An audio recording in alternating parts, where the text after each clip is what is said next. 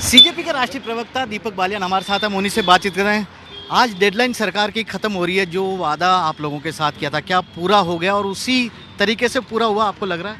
बिल्कुल, देखो सरकार से हमारी जो मांग थी कि 1 करोड़ रुपए मुआवजा दिया जाए, धर्मेंद्र प्रधान का इस्तीफा, बाकी की हमारी सारी मांगों पे सहमति बनी थी। और जो आज की डेडलाइन थी, हमें लगता है कि अभी भी समय है, देर रात तक हमारे पास में जो रिटर्न में आ जाएगा। कितना परसेंट पूरा हो गया आपके हिसाब से? देखिए, जो वो सबसे जो बड़ी मांग थी धर्मेंद्र प्रधान के इस्तीफे की, जो जिम्मेदारी जवाबदेही से जुड़ी हुई थी, वो पूरी हुई।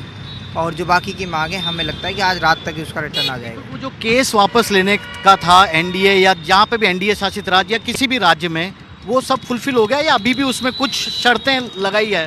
देखिए, कल से हमारे पास में लगातार स्टेटमेंट आ रहे हैं हर राज्य से, जिसमें बिहार ने भी कहा है, राजस्थान की तरफ से भी नोटिस था कि हम लगातार जो केस हैं उनको वापस ले रहे हैं।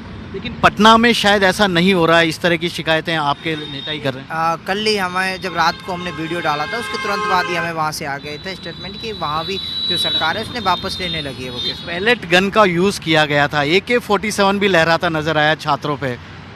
देखिए, छात्रों के साथ जो बर्बरता हुई वो पूरे देश ने देखी है, कहीं किसी से छुपी नहीं है। छोटे छोटे बच्चों के सर फोड़े गए, वो पूरे देश ने देखा है। लेकिन पैलेट गन वाला मामला अभी भी बाकी है, उनके खिलाफ कार्रवाई होनी चाहिए। आप लगातार ये बात कह रहे हैं। देखिए, जहाँ भी कुछ गलत हुआ है छात्रों के साथ, हम लगातार मांग कर रहे हैं कि उनके ऊपर कार्रवाई होनी चाहिए। हम हर बच्चे की लीगल हेल्प भी कर रहे हैं। हमारी एक लीगल टीम है जो लगी हुई है। और इसके बाद आखिरी सवाल है, ये जो बीजेपी नेताओं के लगातार बयान आ रहे हैं इस पूरे आपके आंदोलन को लेकर, उसमें जो लैंग्वेज की जो लगातार बात वे कह रहे हैं, किस तरह से देख रहे हैं? क्योंकि आंदोलन खत्म हो गया, सरकार से सहमति बन गई, लेकिन बयानबाजी अभी भी चल रही है।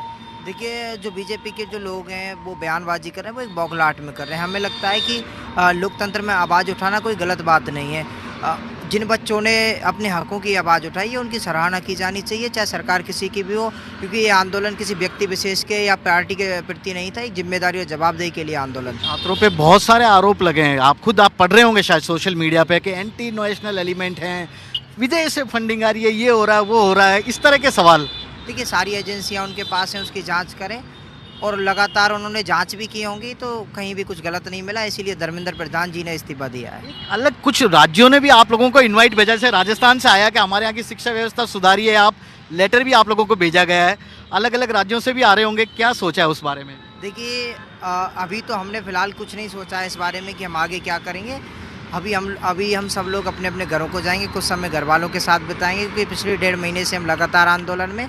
बाकी का जहाँ भी छात्रों के हितों के साथ में जो अन्याय होगा, सीजेपी आगे भी आंदोलन करती रहेगी। तो ये है दीपक बालियान जो साफ तौर पे बोल रहे हैं कि सरकार ने जो वादा किया था काफ़ी कुछ निभा दिया, काफ़ी कुछ निभाना बाकी है। पैलेट गन वाले जो मामला सामने आया था, छर्रे लगे थे बच्चों के शरीर में, उसे लेकर भी ये चिंतित हैं और ये कह रहे हैं कि फ़िलहाल तो कुछ दिन आराम करेंगे। उसके बाद यदि छात्रों के लिए कहीं और इन लोगों की ज़रूरत पड़ती है समर्थन की, तो ये ज़रूर जाएंगे। कैमरामैन विक्रम सिंह भाटी के साथ श्रीवत्सन, जयपुर न्यूज़ 24।